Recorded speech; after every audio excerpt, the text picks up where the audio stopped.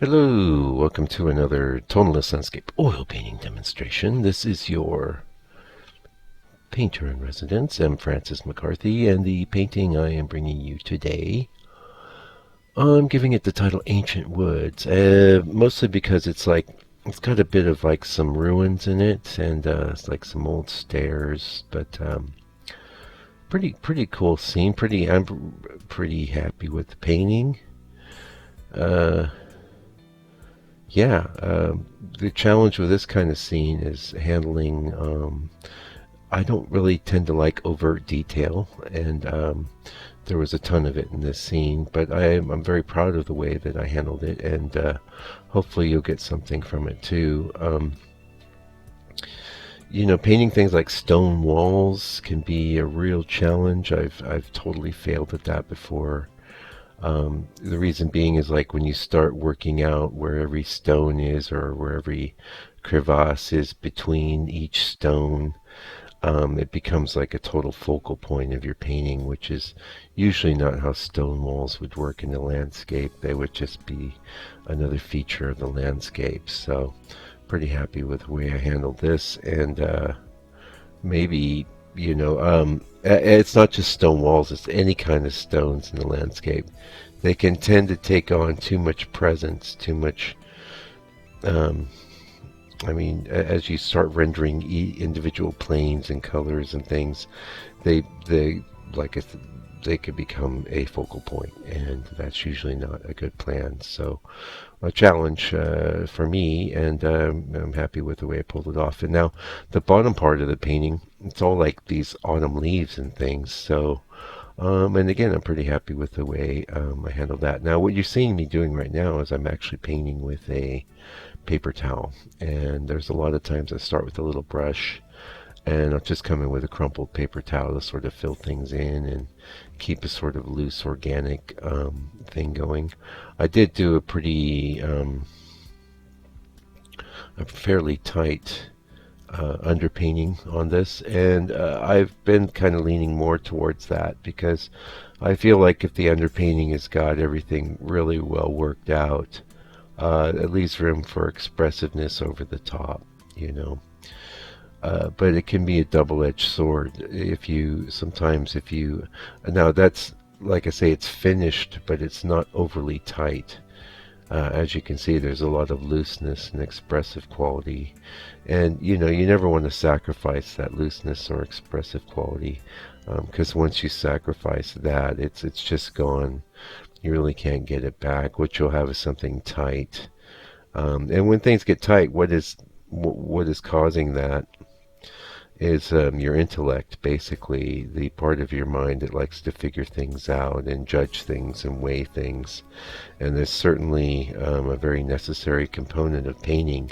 However, if that part of your mind is in control, you're going to create a lot of really bad paintings, because that's not what we want from a painting. What we want from a painting is a feeling of life, of looseness, expressiveness, and emotion, right? That's what makes good paintings. Rich color, strong contrasts, a beautiful scene. That's what we want, when you start getting in there and delineating everything. And there's a double-edged sword that goes on, because as you spend more and more time on your painting, pardon me, you can't help but like take a certain amount of pride in your work, since you worked so hard. And I'm speaking from experience here. I'm definitely speaking from experience, because I am, was one of these types of artists. It's taken years of work to learn to loosen up and just be expressive. And expressive is worth way more than delineation every time. In fact, I just avoid delineating anything. Even if I use the term delineation to describe something I'm doing, I wouldn't say I'm actually really delineating things, speaking as somebody who was, a professional illustrator, who delineated things very, very clearly at times when I was illustrating. Um, Painting's not like that. That's something I had to unlearn very much. Um, anyway, uh, yeah. So what were the other challenges with this scene? Uh, Really, all this whole bottom area. In the reference, you see hundreds and hundreds of little tiny dots of different colors, and the temptation's pretty great to get in there and start getting all dotty. Um, Really, though, I decided to just let the brush fracture kind of take over and indicate these forms, even if it wasn't indicated well enough that someone would go, "Oh, I don't know what that is on the ground. Are those leaves?" It doesn't really matter too much because it's not really a focal point. So, again, kind of like, pardon me, kind of like the stone walls. You could take any part of your painting and just start rendering it, overdoing it. Um, you're better off, especially if you're a painter starting out, and I want to talk a little bit about that in the second part of the video here. Um, you can overwork, over render, over attenuate any portion of your painting.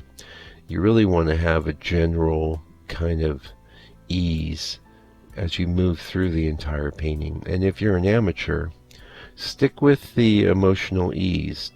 Don't believe at any part or at any time that you getting in there and getting tight and really working things out in your painting is going to make for a better painting. Now, there is a place for that, and I would say that would be your drawing practice. And if you want to get better as a painter, one of the best ways to do that is to practice your drawing. And then you can do that with a pencil and a piece of paper, and you can get as detailed and delineating as you want.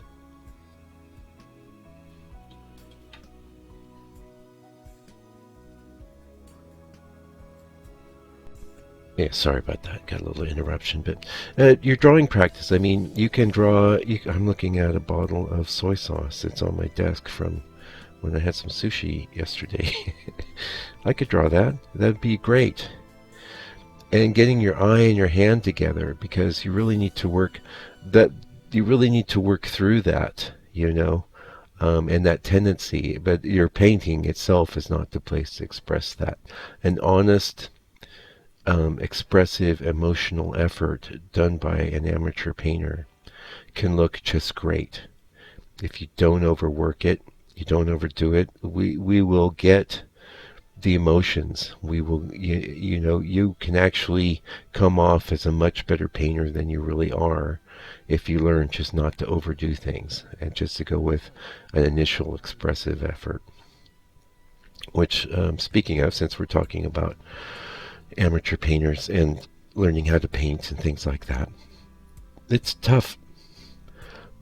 I know. And this channel, it's not as popular as a lot of other channels that I think that cater more to those people that are looking for information when they're starting out, and that's okay. I've always been a much better teacher of intermediate people that have already established quite a lot of what they want to do and just looking for ways to get better.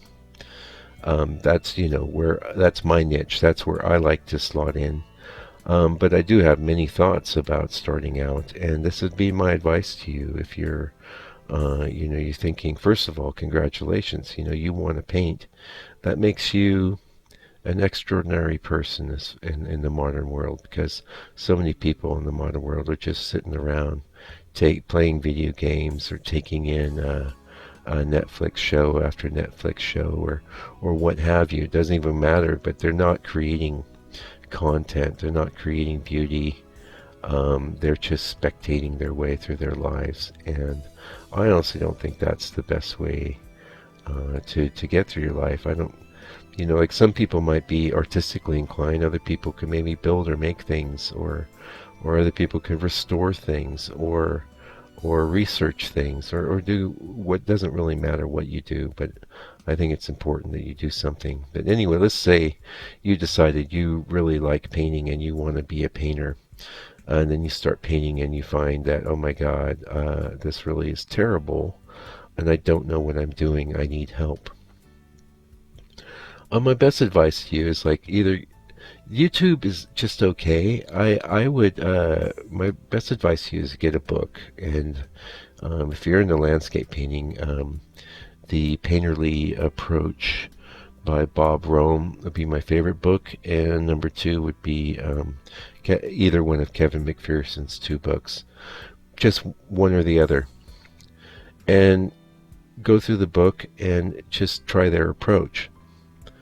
And I'm working on a manuscript of my own, so at some point that'll be there for people starting out as well, you know. Sorry for the sniff. A little bit of hay fever here. But don't buy 20 books and don't buy 200 tubes of paint. Just get one book and start working your way through it. And this is the other thing I want to say to you, and I know it's very hard, but it's very hard to do work that you know is just not great, that is sucks.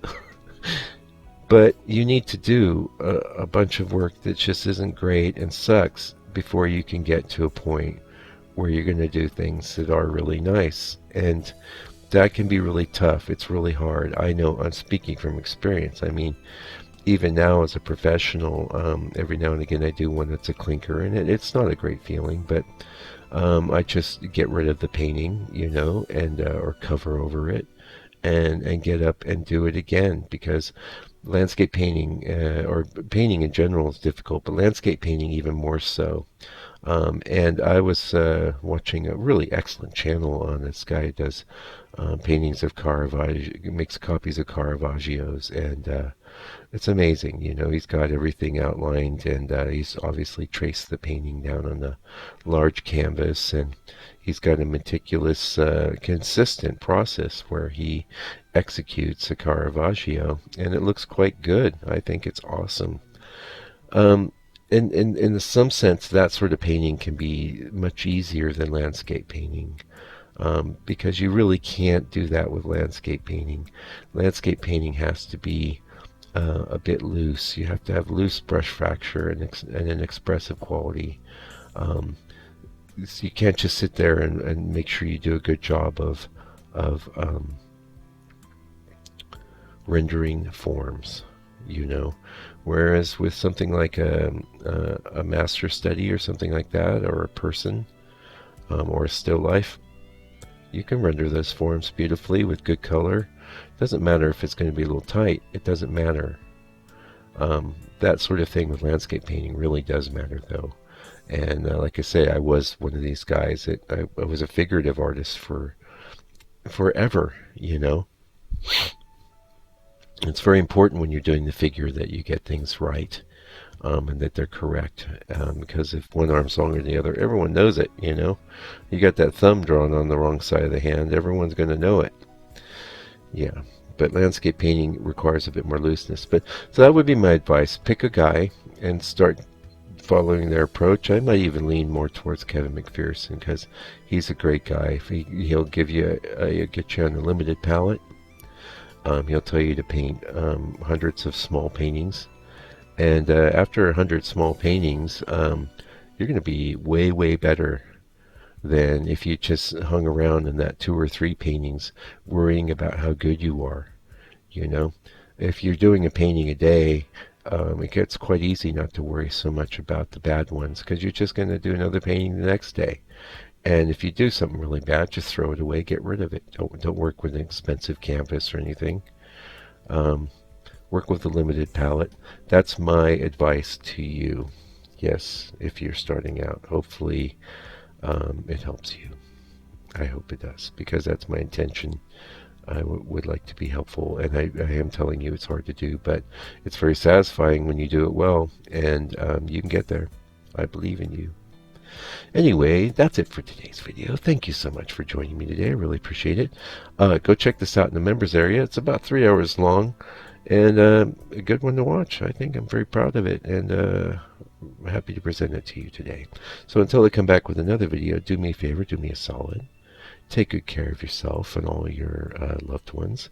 Be patient with people you don't agree with, and stay out of trouble.